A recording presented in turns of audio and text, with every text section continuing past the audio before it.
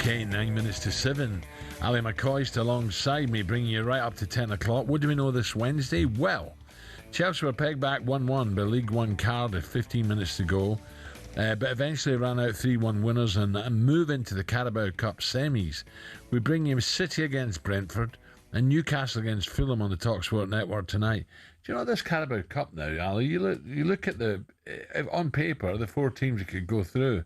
Strong in it now. Strong. Well, I think you should have one or two. You know. Yeah, but I think teams like City have always taken it serious. Yeah. You know, they might play one or two weaker sides in the early on in the tournament, but I think understandably and rightly they take it pretty seriously. Yep. Now, you say Man City Brentford tonight, Newcastle Fulham. I'm at Newcastle at the weekend. Good game. They're playing Chelsea. But some good games tonight. Bruno Fernandes says he was left hurt by United's desire to sell him to Saudi last summer, and also implied that he's open to a move to Spain and Italy in the future. In the cricket, Aussies are, what are they now? 3-2-2 for 8. 3-2-2 for 8 with around 10 minutes left to play in day one. England have just taken the new ball. Big news, Steve Smith pulled out with an illness, but Kawaja came in and hit 80-odd. Back this morning Times, FIFA announces £45 tickets for the lucky few. Yeah, well done, you numpties.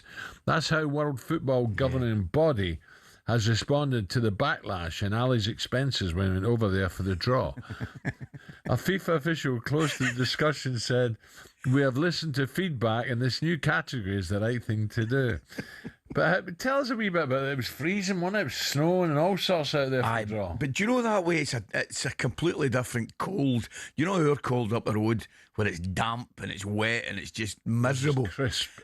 Correct, Al. Healthy. Yes. It was a healthy cold. Bloody Alps. Yeah, and exact same. So I mean, obviously with the jet lag, I was up 6 o'clock and I was out walking.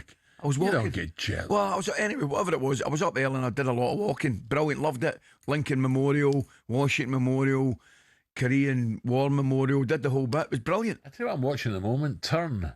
It's about American spies on Netflix. It's all right. Is it? It's about the redcoats over there in America. Yeah. Connecticut, New York.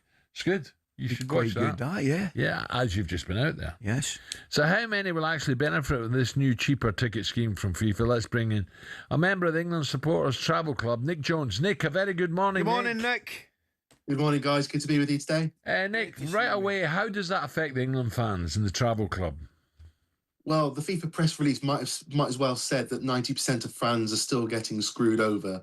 So it's 10% of the allocation for each game that's going to be these $60 tickets. But still, 90% of the allocation for each game is still going to be paying, between $200 and $700 for a group game, and then between 4,000 and I think it was 8,000 for a final ticket. So it's a step in the right direction, but it's a drop in the ocean, really. I'm with you, mate. I think it's appalling. I really do. What's the situation, boys, with your lads at the England Supporters Travel Club, Nick? Because I'm of the opinion, rightly or wrongly, I don't know whether it is right, but I'm of the opinion, boys like yourselves, the Tartan Army boys that go to Liechtenstein, go to Moldova, wherever they go, travel, I think they deserve a kind of special priority. Is that the case?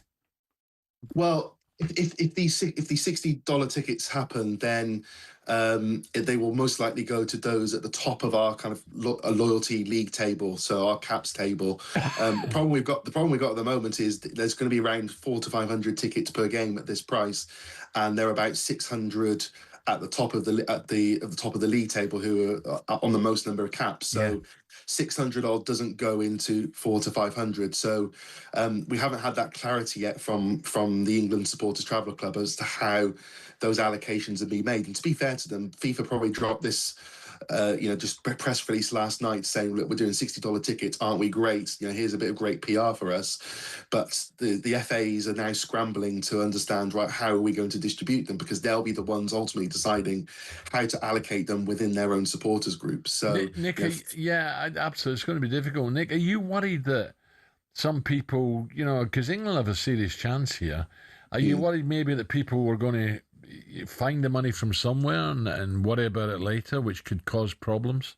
Yeah, I mean, even before yesterday's announcement, there were conversations on forums and group chats around, what's the best 0% credit card they could apply for to get these tickets. And the reason why it matters now, it's not about, particularly for the final where it's $4,000 upwards.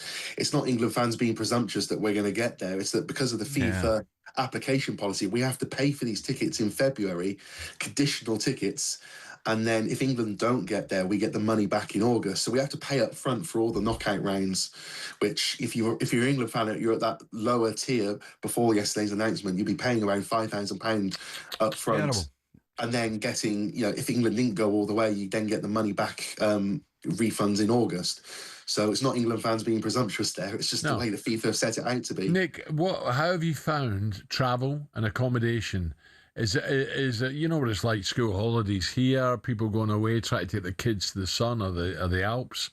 The airlines put the tickets up, the prices up ridiculous, which I think is bang out of order. Is that happening now for America, Canada, Mexico, or are they being sensible? So just summarising kind of the travel plans of some of the in the group chat and people I'm friends with. I think it's generally been okay. There's been a few instances where I think for certain locations, it's been rather extortionate. I think certain cities like Boston, I think it's probably been cited as one of the examples. Dallas, in particular, getting to Dallas. But I think that was, I suppose, to a degree, that was kind of factored into plans already. People knew that once the schedule was going to be announced the other week, after the draw was done, then there would be that that kind of that increase. But that's, I suppose, people want to get their plans sorted early. You might see a little bit of a lull going down from now on. And peak a little bit, but I suppose that's the price you pay if you want to get your plans sorted early on. Nick, we wish you well. Good luck. Thanks, Nick. All the best. Join us. Cheers, guys. Take care. From the England Supporters Travel Club. We've said it before. It's poor out, and it's diabolical, isn't it? Yeah. I mean, it's not even. You know what it's like. You'd probably accept a wee kind of small increase just because of circumstances, but I just think it's shocking. No, I agree. Right, coming up, we're going to bring you more out of Dallas. When he said Dallas there, were you a big fan of Dallas? I watched Dallas. Cattleman's Club. Cliff Barnes. I loved Cliff Barnes. Yeah, Barnes, you're a loser. I loved your man was brilliant. What'd you call him? JR. Oh, JR. Larry Hagman, old Larry boy. Yeah. He was brilliant, wasn't he? Yeah. But Sue Ellen. Lucy the Poison Dwarf. Sue Ellen. Well, wouldn't I fancy that? An argument with Sue Ellen. Well, Sue Ellen, my baby, and I remember she used to take a wee dram. Remember, she used to come in with that face. Squeaky clean Pammy. Oh, no, she was naked. I like Pammy. Away you go. I like Pammy. Victoria Principal. Victoria Principal. You have a bit of Sue Ellen.